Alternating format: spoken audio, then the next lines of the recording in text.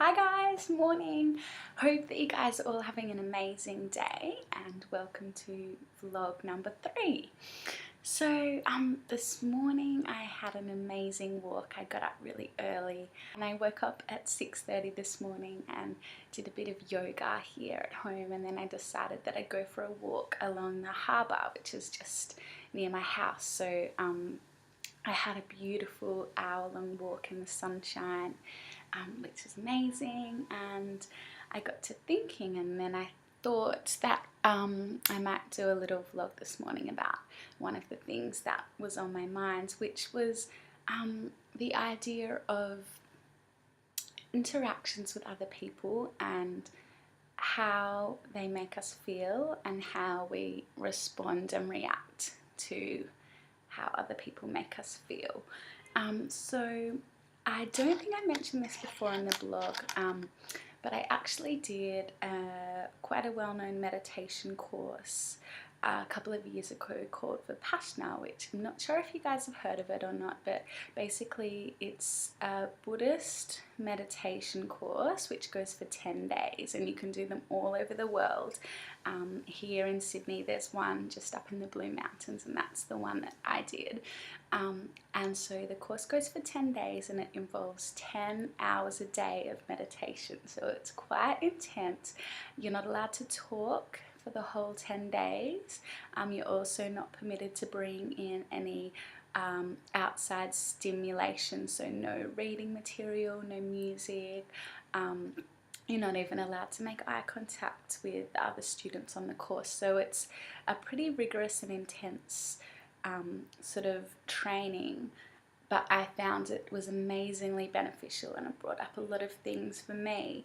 But I guess one of the main teachings that Vipassana aims to teach you is this idea of the fact that everything is always changing in nature, in the universe, in the world. That's just how things work. Nothing stays the same. It's like that old saying, the only constant in life is change. And so basically through this process of meditating for 10 hours a day, eventually you start to become aware of the subtle sensations in your body.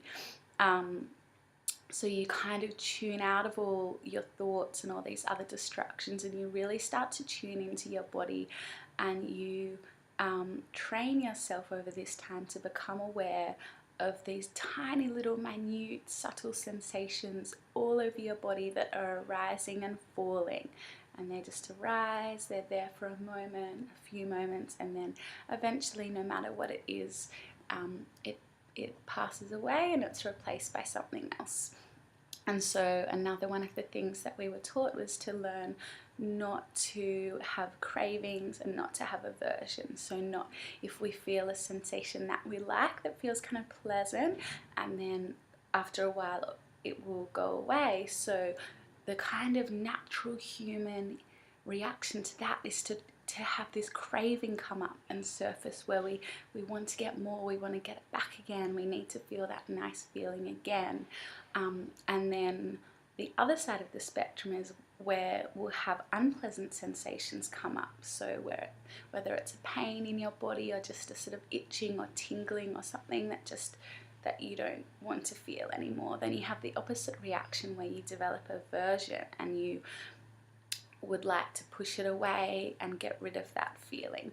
So one of the big things that Vipassana teaches is this idea of equanimity. So whatever the sensation, whether it's pleasant or unpleasant, not being averse to this sensation and not craving this sensation. So just kind of not reacting, so just observing. So you sort of start to take a bit of a back seat, so you're not caught up in this kind of up and down roller coaster of good feeling, bad feeling. You just take a back seat, you just observe these things happening in your body without judgment and without getting caught up in it, without reacting to it by either craving or aversion.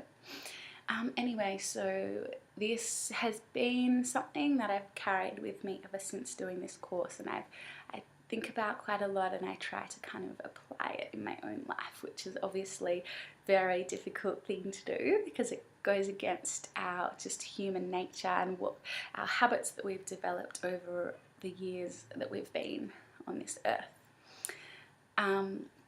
So it's a big thing, but one of the ways I've been thinking about it recently is in terms of interactions with other people, and the things that they bring up in us. So for example, if you have an interaction with another person that maybe doesn't make you feel that great, maybe they do something to you or in the relationship, or something that isn't what you would have desired, they're not acting in the way that you like and you want them to behave, and as a result that causes some unpleasant sensations and emotions in you. So a lot of the time when this happens, we react straight away. We're averse to this thing that's happening because it brings up an unpleasant feeling inside of us. So we react against that person. We get angry at that person. We might try and change the way they're behaving. We try and manipulate the situation, or we try and manipulate their behavior to bring about something that's going to bring up a pleasant sensation in us.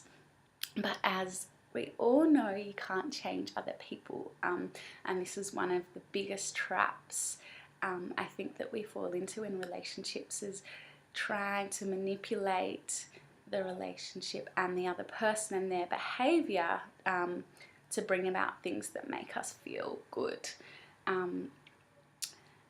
And so, as we know, this doesn't work. So then we need to start to think about it in a different way. So, okay, we think, well, I'm not going to be able to change this situation or this person's behavior. Then you start to think, well, why do I want to change it? Why am I reacting with anger towards this person?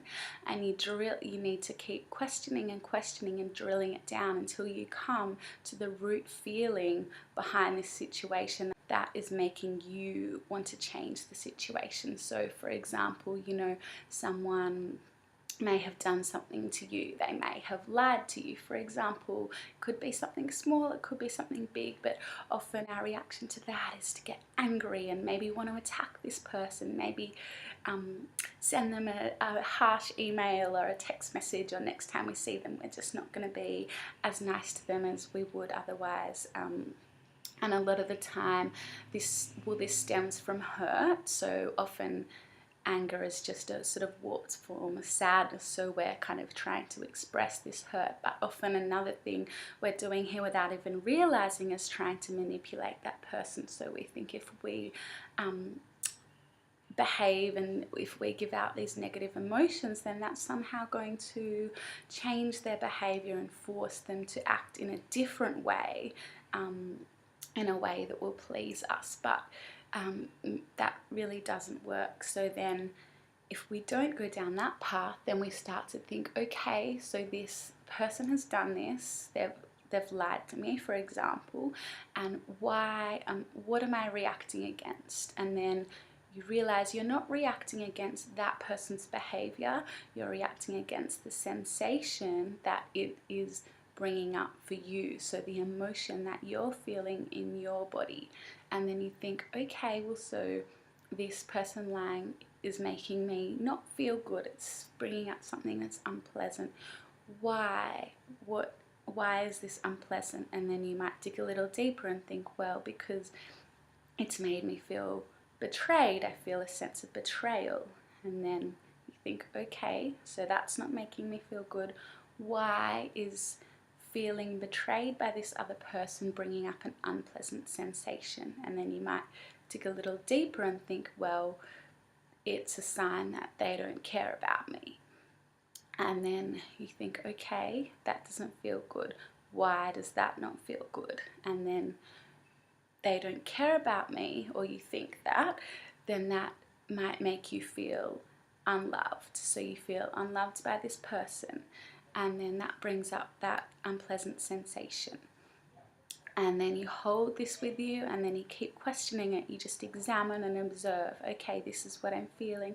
Why is this so unpleasant? And a lot of the time in any sort of interaction with another person or situation like this, a lot of it just boils down to the same thing, which is a lack of love. So we're feeling this space and this emptiness that we'd like to be filled up with love from this other person, and they're not doing it. Which, when they're not doing what we want them to do, they're not giving us love, and that creates a sense of lack inside of us, which is unpleasant. So then if we've come to the conclusion that we're not going to fix this feeling, this sense of not being loved, by manipulating that person, by pressing their buttons, by attacking them to make them change and then give us the love that we so crave and desire, we think, okay, well, if I can't change it outside, if I can't change things externally, then the only other place that I can go is inwards. So you start to go inside yourself and you think, well, how can I change how I'm feeling from inside? And then you start to think, well, what do I need to make me feel better? And a lot of the time, almost all of the time, the only thing that we need as humans, the main emotion that we need to feel is love. And so we always have love inside of us, and we can always give it to ourselves. So a lot of the time we're looking for this externally from other people, from other people's approval, from every little thing we do, from the clothes we buy that we think might make other people like us, to someone being nice to us, to someone, smiling at us when we walk past, and all these little things, we can kind of crave them and use them to fill us up. But if we're always relying on these external sources of love, and to then therefore deliver these pleasant sensations to us, then we're always going to be on this roller coaster of up and down. Some days you get it, some days you don't get it. If you don't get it, then you respond by reacting and attacking where you think that source should be, and it's not delivering for you. And that isn't really a supportive way of helping yourself feel the way you want to feel. So a lot of the time, basically, it just comes down to needing to search inside yourself and find this source of love from within. And if you read any of kind of the literature around spirituality and self-development and that kind of thing, you've probably already come across this concept and this idea that self-love is so important. And so I think that there's a number of ways we can go about it. One of the big things for me is meditation. So just taking the time to sit with yourself, tuning into yourself, letting everything else go, moving out of your head and down into your body, and then really starting to connect with your true essence and your authentic self. And that's a lot harder said than done, and it often takes, some days it'll happen, some days you'll drop in quite easily and you'll be able to connect, and other days you won't be able to. But I think once it's happened once, then it's always there, and you can always come back to it if you get a little bit off center. So once you are able to tune into yourself, you find that there is this ever-present love that is within you, that you can draw on whenever you need. And once you start to draw on this as a source of love, that you find that you're no longer looking for it outside of you. You're no longer craving and trying to draw it out of situations and other people, because you're filled up already. So everything else that happens in the external world, from situations, jobs, happy events that happen in your life, parties, fun times with friends, that sort of thing, that's amazing and beautiful, but that is not something, they're not things that you need to feel good. They're just sort of the icing on the cake. And when you're coming from that space of already being filled with love, then you also have so much more to give to everyone around you, because you're not constantly trying to draw out of them. Instead, it's kind of more of a giving energy, that you're overflowing, and you have all this extra love to share. But I hope you guys maybe got something out of that. If you have anything you'd like to share or any of your own tips on this subject, then I'd love to hear from you as well. Okay, have an awesome day. Bye.